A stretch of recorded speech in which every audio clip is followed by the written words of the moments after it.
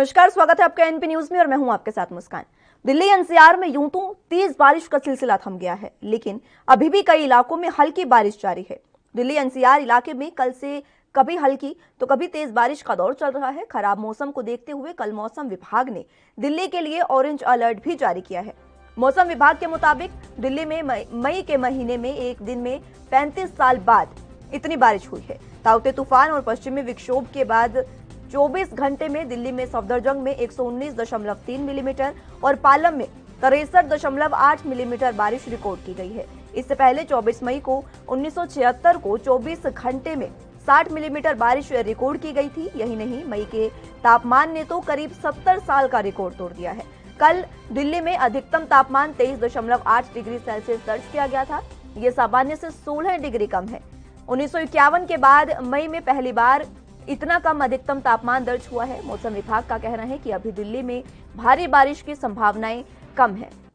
दिल्ली ही नहीं बल्कि उत्तर प्रदेश, राजस्थान और उत्तराखंड के कई जिलों में भारी बारिश हो रही है। उत्तराखंड के केदारनाथ धाम सहित पूरे रुद्रप्रयाग जनपद में 2 दिनों से भारी बारिश जारी है।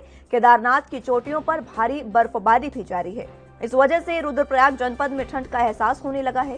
केदारनाथ में चल रहे सभी पुनर्निर्माण कार्यों को बंद करा दिया गया है। इस बीच देश के पश्चिमी इलाके में ताउते का खतरा टलने के बाद पूर्व से एक नया खतरा दस्तक दे रहा है।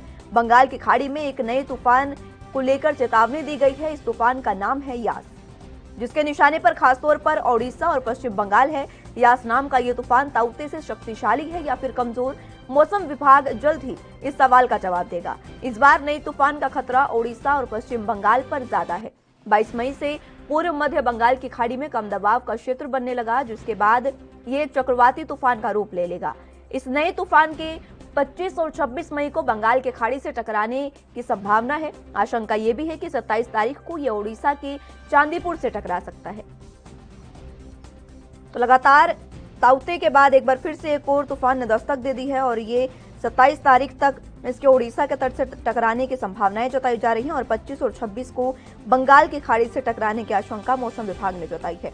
हालांकि ताउते का असर अभी खत्म नहीं हुआ है। बात दिल्ली की करें तो दिल्ली में हालांकि तेज बारिश का सिलसिला थम गया है, लेकिन उसके बाद भी कई इलाकों में हल्की से हल्की बारिश अभी भी हो रही है और फिलहाल ऑरेंज अलर्ट दिल्ली में कल तक के लिए जारी किया गया है। और दिल्ली में जिस तरह से मौसम विभाग के मुताबिक इस बार बारिश हुई है मई के महीने में, उसने पिछले 35 साल का रिकॉर्ड तोड़ दिया है। दिल्ली में 35 साल पहले इतनी बारिश दर्ज की गई थी। ताउते तूफान और पश्चिमी विक्षोभ की वजह से 24 घंटे में दिल्ली के सफदरजंग में 119.3 मिलीमीटर और पालम में 63.8 मिलीमीटर बारिश रिकॉर्ड की गई है। इससे पहले ये 24 मई 1976 को 24 घंटे में 60 मिलीमीटर बारिश की रिकॉर्ड की गई थी।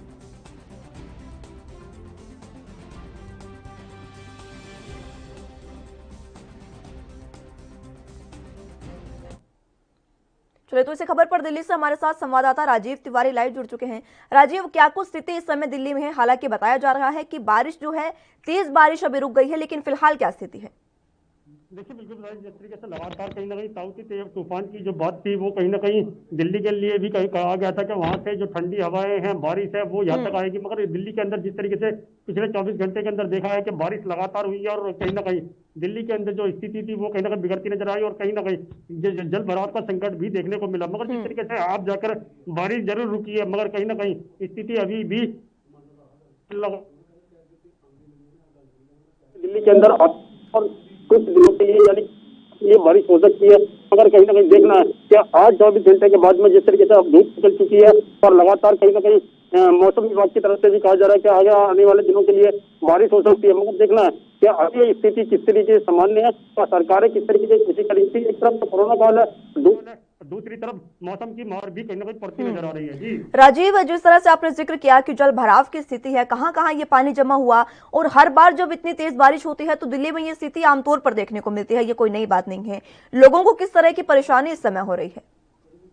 देखिए, बिल्कुल जिस तरीके से बात करें दिल्ली के मिंटर रोड की, तो जो लगभग हर साल हर बारिश जब भी होती है तो कहीं ना कहीं दिल्ली के मिंटर रोड पर पानी जमा हो जाता है। और लगातार मूलचंद की बात करें या फिर कहें इंदर लोग इलाके की बात करें, जहाँ पर अंडरपास बने हुए, जितने भी अंडरपास बने हुए सबके अंदर लगातार पानी भर जाता है और कहीं ना कहीं स्थिति बिगड़ती है। मगर फिर भी एमसीडी की बात माने या फिर दिल्ली सरकार की बात माने तो कहीं ना कहीं एक दूसरे को आरोप किया जाता है कि उनकी वजह से जल भराव हुआ है और उनकी वजह से जल भराव हुआ है, मगर कहीं ना कहीं स्थिति को संभालने के लिए सबको जरूरत का काम करना पड़ता है, मगर चाहे वो एमसीडी हो या फिर एनडीएमसी हो या फिर दिल्ली सरकार हो, मगर दिल्ली सरकार की तरफ से अभी तक इसके लिए कहीं ना कहीं प्रॉपर इंतजाम कितने किए गए हैं दिल्ली सरकार की तरफ से बताया नहीं गया। मगर जिस तरीके से अभी तक बारिश जरूर थम चुकी है और कहीं ना कहीं स्थिति सामान्य जरूर हो चुकी है, मगर देखना होगा क्या आगे बारिश होती है तो दिल्ली सरकार और एमसीडी कितने तैयार है इसके लिए। जी राजीव, 35 साल का रिकॉर्ड टूटा है। पहले आमतौर पर हम देखते थे कि माफ कीजिएगा, दिल्ली में मई के महीने में इस समय लू का मौसम होता है, लोग गर्मी से तड़प रहे होते हैं, और इस बार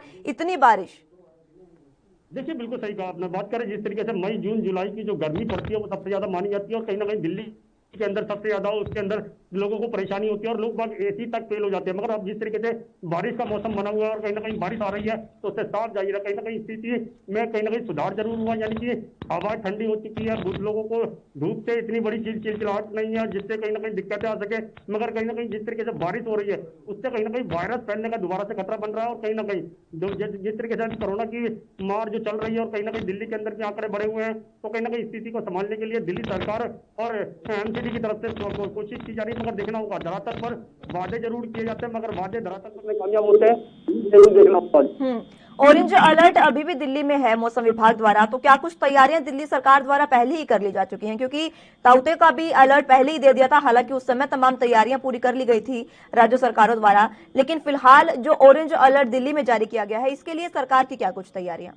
देखिए बिल्कुल जिस तरीके से बात करें मौसम विभाग की तरफ से ऑरेंज कोशिश जारी किया गया है, जहाँ तक कि दिल्ली के अंदर लगातार कहीं ना कहीं कोशिश जरूर की जा रही थी कि बारिश आने से पहले ही इंतजाम किए जाए, मगर अभी तक दिल्ली सरकार की तरफ से और एनसीडी की तरफ से ऐसे एक प्रॉपर इंतजाम जो धरातल पर होने चाहिए वो देखने को नहीं मिले। मगर हाँ ये जरूर जिस तरीके से मौसम में पिछले 24 घंटे के अंदर जो बारिश की है और कहीं ना कहीं बारिश सबसे ज्यादा हुई थी और कहीं ना कहीं जल भराव की स्थिति बनी, मगर जैसे ही बारिश बंद हुई है उसके बाद सब कुछ सामान्य हो चुका है। मगर देखना होगा आने वाले दिनों के लिए किस तरीके से दिल्ली सरकार की तैयारी होगी मौसम के लिए भी और कोरोना के लिए भी। जी ठीक है, बहुत शुक्रिया राजीव, तमाम जानकारी के लिए, तमाम स्थिति का जायजा आपने लिया और तमाम स्थिति हमें भी बताई, बहुत शुक्रिया उसके लिए। तो दिल्ली में आप देख सकते हैं कि तैयारियां फिलहाल पूरी नहीं की गई हैं, हालांकि मौसम विभाग ने पहले ही ऑरेंज अलर्ट दिल्ली में जारी कर दिया गया है, लेकिन जल भराव की स्थिति एक बार फिर से देखने को मिल रही है। हालांकि ये कोई नई स्थिति नहीं है दिल्ली में, आमतौर पर जब तेज बारिश होती है तो दिल्ली में इस तरह की स्थिति देखने को मिल जाती है और लोगों को खासी परेशानियों का सामना करना पड़ता है। फिलहाल क्योंकि दिल्ली में लॉकडाउन है और लोग घरों से बाहर नहीं निकल रहे हैं, लोग अपने ड्यूटी पर नहीं जा रहे हैं, इस वजह से ज्यादा दिक्कत हालांकि लोगों को नहीं आ रही है, लेकिन जल भराव की जो समस्या है, तमाम जो स्थिति दिल्ली में पैदा हुई है इस बारिश के चलते, वो काफी परेशानी खड़ी करने वाली है। हालांकि ऑरेंज अलर्ट के बाद दिल्ली में किस तरह की तैयारियां सरकार ने पहले ही कर ली हैं, वो तो तभी पता चलेगा जब अगर ऑरेंज अलर्ट जो है मौसम विभाग ने दिया है, आगे अगर और तेज बारिश होती है तभी तमाम जो तैयारियां हैं उनका पता लग पाएगा। फिलहाल दिल्ली की स्थिति तमाम आपको बता दें कि पिछले 35 साल का रिकॉर्ड बारिश ने दिल्ली में तोड़ा है एक दिन में। इससे पहले 1976 में ये बारिश 60 मिलीमीटर दर्ज की गई थी और अब सफदरजंग में 119.3 मिलीमीटर और पालम में 63.8 मिलीमीटर बारिश दर्ज की गई है। और ये बारिश साफ तौर पर ताउते की ही वजह से आ रही है, क्योंकि ताउते को लेकर अलर्ट मौसम विभाग ने पहले ही दिया था और कई राज्यों में, दिल्ली ही नहीं, उत्तर प्रदेश, राजस्थान और उत्तराखंड में भी तमाम इसी तरह की स्थिति बनी हुई है। उत्तराखंड के कई जिलों में भारी बारिश और केदारनाथ में तो बर्फबारी भी हो रही है। इसी के चलते रुद्रप्रयाग जनपद में ठंड भी महसूस की जाने लगी है, लोगों को ठंड का एहसास अब होने लगा है और तमाम स्थिति दिल्ली की भी हमने आपको बताई और आगे की भी आपको बताते रहेंगे। फिलहाल केदारनाथ में जो भी पुनर्निर्माण कार्य हैं उन्हें बंद कर दिया गया है। स्थिति इस समय ताउते के चलते खतरा, हालांकि ताउते का टल गया है, लेकिन स्थिति अभी भी ज्यों की त्यों बनी हुई है। लगातार भारी बारिश का अलर्ट कई राज्यों में मौसम विभाग ने जारी कर दिया है और उसके बाद एक और तूफान अब तबाही मचाने वाला है। हालांकि ये जो तूफान है ये ताउते से भारी है या कमजोर, ये तो मौसम विभाग ही जवाब दे पाएगा। और इस पर फिलहाल पश्चिम बंगाल और ओडिशा पर इसका खतरा सबसे ज्यादा है, क्योंकि बंगाल की खाड़ी में यह दबाव का क्षेत्र बन रहा है और अब 22 मई से पूर्व मध्य में बंगाल की खाड़ी में कम दबाव का क्षेत्र बनने लगेगा, ये मौसम विभाग ने पहले ही कहा है, जिसके बाद ये चक्रवाती तूफान का रूप ले लेगा। पहले इसी तरह से दबाव का क्षेत्र अरब सागर में भी बना था और उसी वजह से ताउते ने इस तरह की तबाही मचाई है। तमाम तरह का मंजर आप सभी ने देखा, ताउते ने कितनी खतरनाक तबाही मचाई, जिसका जायजा भी तमाम मंत्री ले रहे हैं।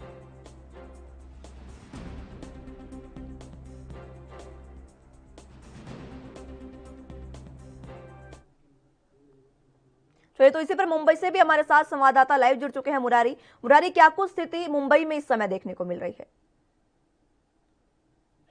मुस्कान, देखिए, जो आपदा मुंबई आई थी वो आपदा कह सकते हैं कि अब खत्म हो चुकी है। जो समुंदर है वो पूरी तरह से खामोश हो चुके हैं। मैं तस्वीरें दिखाना चाहूंगा। इस समय गोराई समुंदर के पास में मौजूद हूँ और ठीक मेरे पीछे जो समुंदर है ये पूरी तरह से खामोश हो चुका है। लगभग 24 से 36 घंटे पहले इसी समुद्र में ऊंची ऊंची तूफानें उठ रही थी, जिसकी वजह से जो नौकाएं हैं, बोट हैं, वो जो है समुद्र के किनारे लग गई है ताकि कोई घटना न घटे। खास करके मछुआरों को पहले ही बृहन मुंबई महानगर पालिका और बीएमसी पुलिस द्वारा अलर्ट किया गया था, सतर्क किया गया था। मुंबई के गोराई मर जेटी आइलैंड पर जितनी भी बोटें थी वो नदी के किनारे, समुद्र के किनारे लग चुकी थी। और अब की अगर हालात की बात करें तो धूप जो है कि तगड़ी धूप खिली हुई है। समुद्र पूरी तरह से खामोश हो चुका है। जो तेज हवा चल रही थी वो पूरी तरह से थम चुकी है। मुस्कान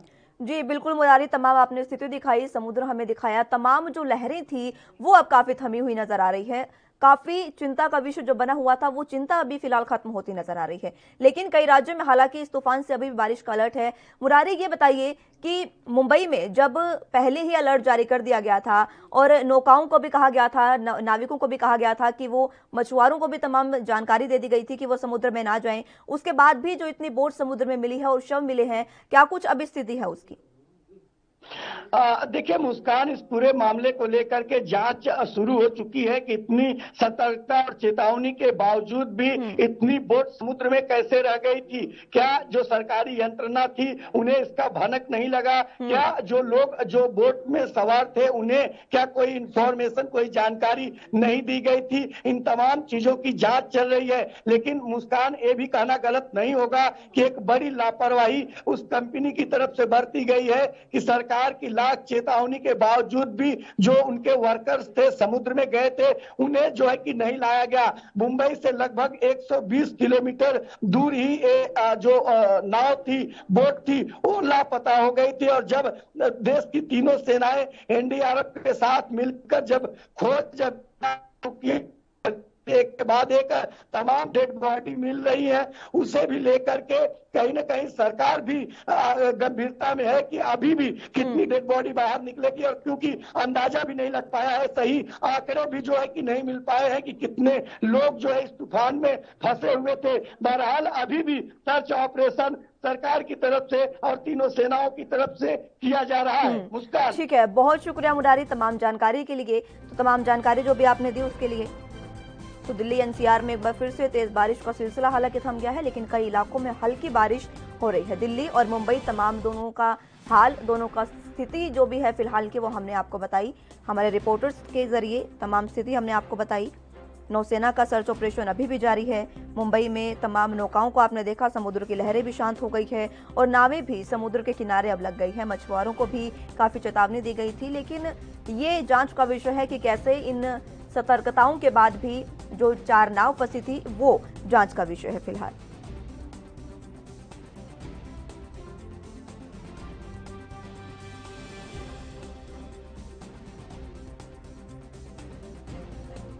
तो ताउते तूफान और पश्चिमी विक्षोभ की वजह से 24 घंटे में दिल्ली के सफदरजंग में 119.3 मिलीमीटर और पालम में 63.8 मिलीमीटर बारिश रिकॉर्ड की गई है। ये पिछले 35 साल में सबसे ज्यादा है।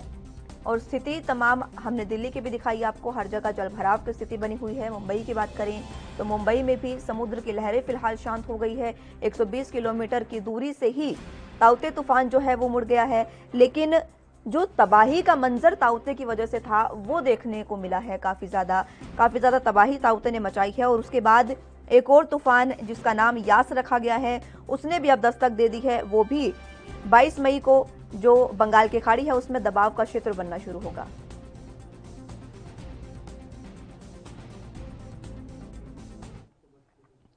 चलिए, तो इसी पर यूपी के मथुरा से रिंकू शर्मा हमारे साथ संवाददाता जुड़ चुके हैं। रिंकू, क्या कुछ स्थिति मुंबई में फिलहाल देखने को, माफ कीजिएगा, यूपी में फिलहाल देखने को मिल रही है?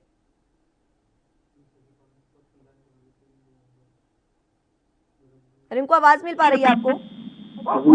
तेज हवाओं के साथ हल्की हल्की बारिश हो रही है। उसको देखते हुए प्रशासन और मौसम विभाग के द्वारा अलर्ट भी जारी किया गया है, जिसको देखते हुए सभी यहाँ किसानों की बात करें तो किसानों की जो कुछ कच्ची फसल है उनमें नुकसान देखने को मिल रहा है, क्योंकि 2 दिन से यहाँ करीब हल्की बारिश के साथ तेज हवा चल रही है। और जी रिंकू, तमाम अलर्ट जो है वो जारी कर दिया गया है मौसम विभाग द्वारा, तो उसको लेकर सरकार की क्या कुछ तैयारियां हैं फिलहाल कि आगे जो ताउते ने तबाही मचाई है उस तरह का मंजर यूपी में और मथुरा में ना देखने को मिले, उसके लिए क्या कुछ तैयारियां प्रशासन ने कर ली है?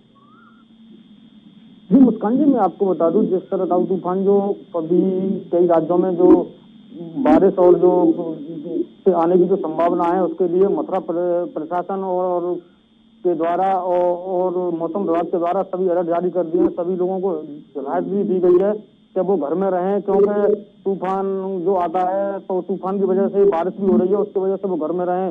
जी तो यूपी में क्या कुछ फिलहाल कहाँ इलाकों में हल्की या तेज बारिश हो रही है रिंकू?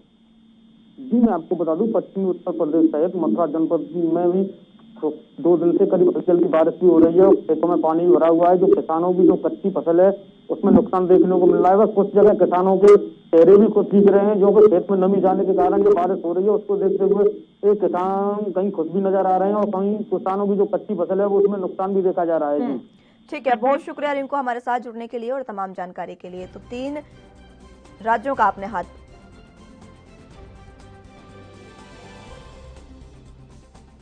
तो 3 राज्यों का हमने आपको हाल बताया, यूपी, दिल्ली और मुंबई। तीनों राज्यों से स्थिति संवाददाताओं द्वारा हमने आपको बताई किस तरह की स्थिति फिलहाल देखने को मिल रही है। दिल्ली में जल भराव की स्थिति है, हर इलाके में जल जमाव हो गया है, जिससे लोगों को खासा परेशान होना पड़ रहा है। हालांकि ज्यादा परेशानी नहीं है।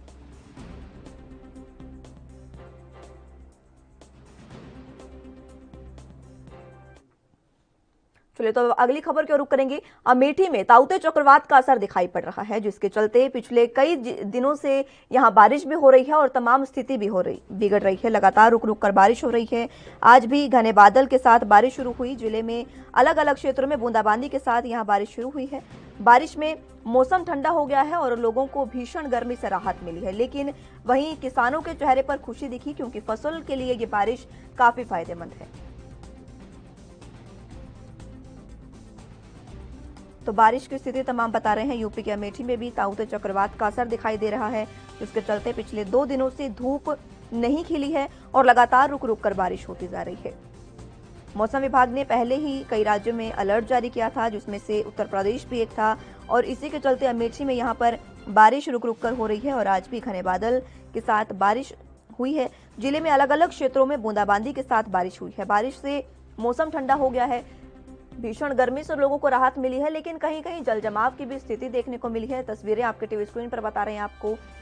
जिस तरह से जल जमाव की स्थिति यहाँ पर देखने को मिली है, इससे लोग खासा परेशान नजर आ रहे हैं, क्योंकि आने जाने में काफी दिक्कत होती है। हालांकि ज्यादा दिक्कत नहीं है, लेकिन वैक्सीनेशन के लिए जो लोग आ जा रहे हैं उन्हें काफी परेशानियों का सामना करना पड़ रहा है। हालांकि किसानों के चेहरे पर खुशी की लहर है, क्योंकि ये जो बारिश है ये फसलों के लिए काफी फायदेमंद है।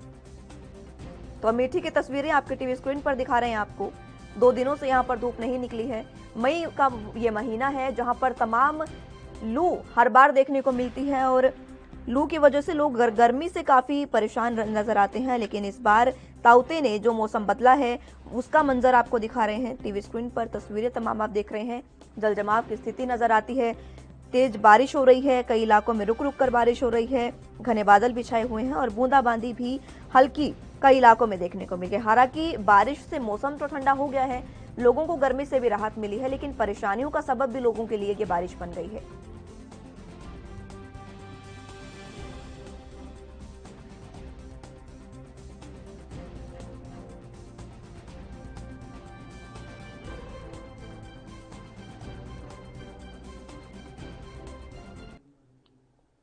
चलिए, तो अमेठी से संवाददाता राजकुमार हमारे साथ लाइव जुड़ चुके हैं इस खबर पर। राजकुमार, क्या कुछ स्थिति फिलहाल अमेठी में देखने को मिल रही है, क्योंकि ताउते का असर उत्तर प्रदेश में भी तमाम बताया गया है कि उत्तर प्रदेश में भी अलर्ट मौसम विभाग ने जारी किया है, तो फिलहाल अमेठी में किस तरह की स्थिति देखने को मिल रही है? जी मुस्कान जी, आपको बता दें इस समय मैं अमेठी जनपद के मुख्य यहाँ अमेठी मार्केट में खड़ा हूँ। यहाँ पीछे हमारे जो है राजकीय पशु चिकित्सालय है। ये एक वीवीआईपी क्षेत्र कहलाता है, जहाँ पे जो है अभी इस समय भाजपा के यहाँ पे केंद्रीय मंत्री स्मृति ईरानी है और ऐसे में यहाँ पे जल भराव की स्थिति पैदा हो गई है। बात करें अगर ताउते की, तो ताउते का असर बीते 36 घंटों से अमेठी में है, जहाँ पे 36 घंटों से रुक रुक कर बारिश हो रही है और ऐसे में अमेठी जनपद के कई बाजारों में जो कि जामो है, जामो में कम से कम 9 किलोमीटर की सड़कें हैं, वहाँ पे पूरा जल भराव है। कई ऐसी जगह है जहाँ पे दीवारें गिर गई हैं, कच्चे घर हैं वो गिरने की कगार पर हैं। तो ऐसे में बारिश का बहुत बड़ा नुकसान हो रहा है। जी राजकुमार, वीवीआईपी रोड पर आप खड़े हैं, ये इलाका वीआईपी कहलाता है। तस्वीरें मैं चाहूंगी आप दिखाएं दर्शकों को कि किस तरह का जल जमाव यहाँ पर फिलहाल हो रहा है। जी आपको हम दिखा दें, ये इलाका, ये आप देख सकते हैं हमारे पीछे, ये राजकीय पशु चिकित्सालय है अमेठी का, जो कि एक वीवीआईपी क्षेत्र कहा जाता है। यहाँ पे आप देख सकते हैं किस प्रकार से जल भराव है। जो रास्ता जाता है जो यहाँ सड़क से, मेन सड़क से अस्पताल की तरफ, वहाँ पे पूरा जल भराव है। कैसे यहाँ के लोग, यहाँ के अधिकारी किस प्रकार से जाएं, ये सबसे बड़ी समस्या यहाँ पर है। और ऐसे में यह स्थिति यही की नहीं है, बल्कि यहीं पर बगल में हमारे रामलीला मैदान है, वहाँ पर भी पूरे मैदान में जो है जल भराव की स्थिति है, जिससे वहाँ पे जो है पूरा का पूरा जल भराव अभी भी है। जी राजकुमार, ये सवाल तमाम उठते हैं क्योंकि जब वीवीआईपी रोड का ये हाल है तो आम जो जनता के लिए रोड बनाए गए हैं उनका क्या हाल होगा, ये अंदाजा भी लगाया जा सकता है। फिलहाल सरकार ने और प्रशासन ने क्या कुछ स्थिति को संभालने के लिए आगे की प्लानिंग की है? जी आपको बता दें कि जिस प्रकार से बारिश लगातार हो रही है, 36 घंटे बीत के हैं, अभी भी मौसम वैसे का वैसे बना है, बूंदाबांदी अभी भी हो रही है। लेकिन प्रशासन की तरफ से सिर्फ यही कहा जा रहा है कि आप लोग घर पर रहें, जिससे कि जो है बारिश में न भीगे, क्योंकि वायरल फीवर है और ऐसे में कहीं ना कहीं जो कोरोना का कहर है वो भी हावी हो रहा है। तो फीवर के कारण कोरोना होने की संभावना है। और ऐसे में जो है जो पेड़ है उनके नीचे ना जाए, बारिश में अगर है तो घर पर रहेंगे तो सुरक्षित रहेंगे, नहीं तो बिजली गिरने की आशंका रहती है। बिजली कड़कने से जो है पेड़ गिर जाते हैं उससे। तो ऐसे में कहीं ना कहीं लगातार जो है। ठीक है, बहुत शुक्रिया राजकुमार हमारे साथ जुड़ने के लिए और तमाम जानकारी के लिए।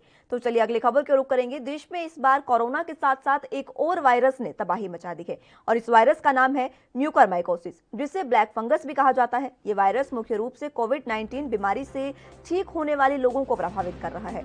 वहीं कई राज्यों में ब्लैक फंगस को लेकर राजस्थान और तेलंगाना सरकार ने इसे अपने राज्य में महामारी भी घोषित कर दिया है और कई अन्य ऐसे राज्य हैं जिन्होंने और सतर्क कदम उठाए हैं।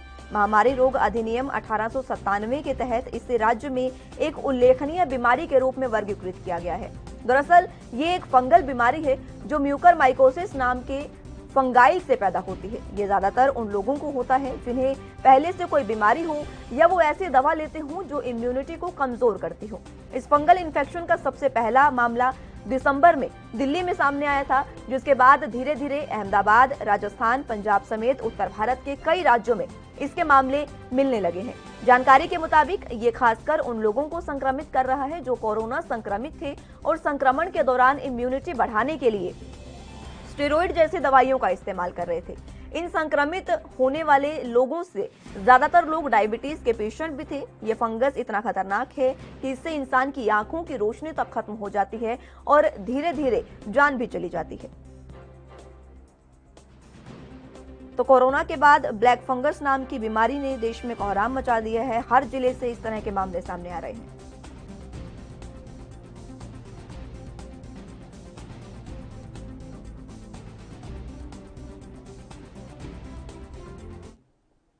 वहीं खेती में उपयोग होने वाली डीएपी खाद की कीमत बढ़ने की आशंका से चिंतित किसानों के लिए आज राहत की खबर सामने आई है। मोदी सरकार ने डीएपी पर सब्सिडी बढ़ाने का फैसला लिया है। सब्सिडी बढ़ाने का असर ये होगा कि पिछले साल की तरह ही इस साल भी किसानों को उनका सबसे अहम खाद डीएपी 1200 रुपए के पुराने दाम पर ही मिलता रहेगा। दरअसल अंतर्राष्ट्रीय बाजार में दाम बढ़ने के चलते डीएपी का दाम एक बार बढ़ गया था। पिछले साल डीएपी का दाम 1700 रुपए प्रति बैग था, जिस पर सरकार 500 रुपए सब्सिडी देती थी और किसानों को 1200 रुपए प्रति बैग डीएपी मिलता था। हालांकि अंतर्राष्ट्रीय बाजार में भाव बढ़ने के चलते डीएपी का दाम 2400 रुपए प्रति बैग हो चुका है। ऐसे में सरकार ने सब्सिडी बढ़ाकर 1200 रुपए प्रति बैग कर दिया है ताकि किसानों को 1200 रुपए प्रति बैग की पुरानी कीमत पर ही डीएपी मिलता रहे। यानी कि ये किसानों के लिए काफी फायदे की खबर है।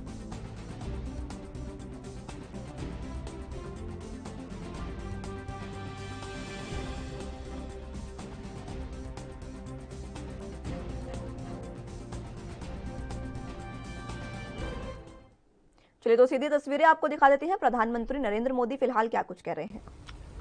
अपने जिले की छोटे सी छोटी दिक्कत को दूर करने के लिए पूरी संवेदनशीलता के साथ लोगों की समस्याओं का समाधान करने के लिए आपकी यही भावना काम आ रही है।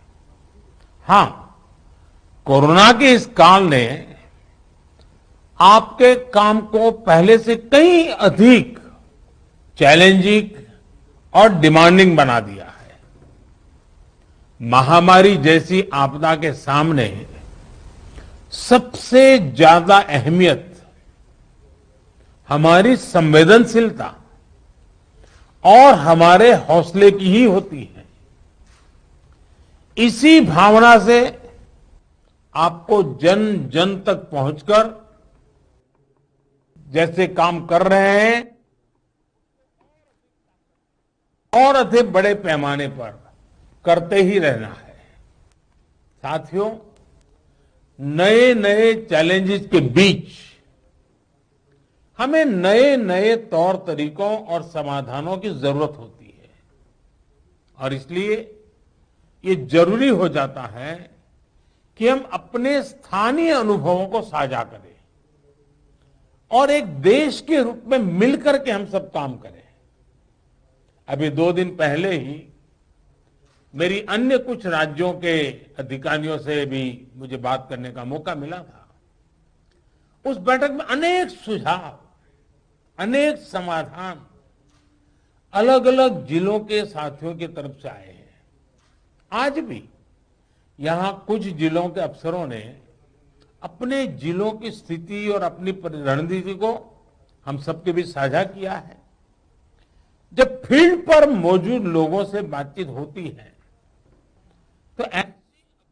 तो प्रधानमंत्री नरेंद्र मोदी को आप सुन रहे थे। आज कोरोना की स्थिति को लेकर वो तमाम जिलों के डीसी और डीएम से फिलहाल जानकारी ले रहे हैं और सुझाव उनसे ले रहे हैं, तो उन्हें ही आप सुन रहे थे। कोरोना को लेकर उन्होंने तमाम स्थिति का जानकारी उन्होंने ली है और जायजा लिया है और आगे क्या कुछ रहेगा वो भी इसमें देखने वाली बात होगी। फिलहाल मेरे साथ बस इतना ही। आप जुड़े रहिए एनबी न्यूज के साथ। नमस्कार।